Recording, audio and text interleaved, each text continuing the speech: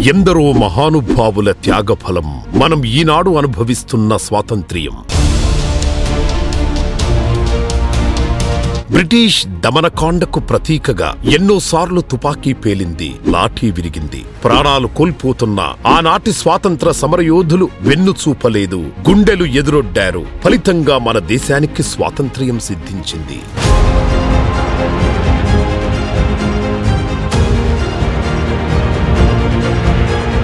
స్వతంత్ర భారతావనిలో స్వేచ్ఛగా బతుకుతున్న ఆంధ్రప్రదేశ్ ప్రజలు 2019 మే 30వ తేదీన ఊహించని రీతిలో తమ స్వాతంత్ర్యాన్ని కోల్పోయారు. భావ ప్రకటన స్వేచ్ఛ లేకుండా పోయింది.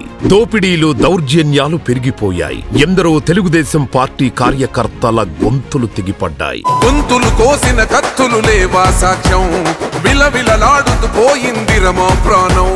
నేలన తడిసిన నెత్తుర తిలకం దిద్దా, ఎవడొస్తడ రండిర ఇక మేం అస్సలు తగ్గం. దళితులు, ముస్లింలు, బీసీలు దుష్ట పాలకుల దుర్నీతికి బలయ్యారు. వెకిలితనం చట్టసభల్లోనే కరాళ నృత్యం చేసింది.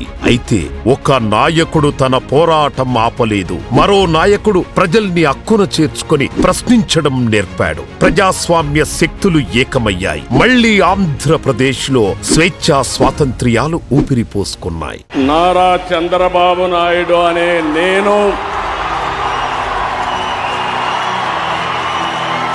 రెండో స్వాతంత్ర్య పోరాటం చేసి విజయం సాధించిన ఆంధ్రప్రదేశ్ ప్రజలకు మనఃపూర్వక స్వాతంత్ర్య దినోత్సవ శుభాకాంక్షలు.